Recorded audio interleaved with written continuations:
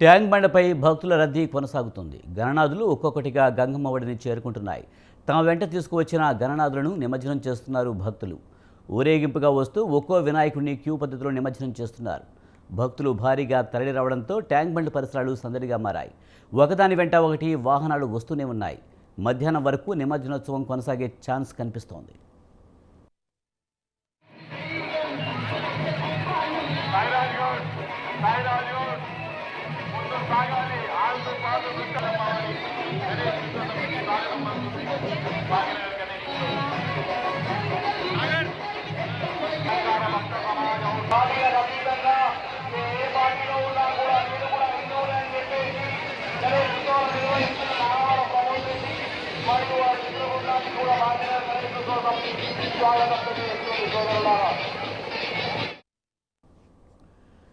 ఇప్పటికే గ్రేటర్ హైదరాబాద్ వ్యాప్తంగా 2.54 లక్షల విగ్రహాల నిమజ్జనం పూర్తయింది.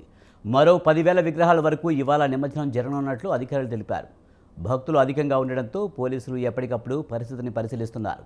ఎలాంటి ప్రమాదాలు జరగకుండా జాగ్రత్తలు తీసుకుంటున్నారు.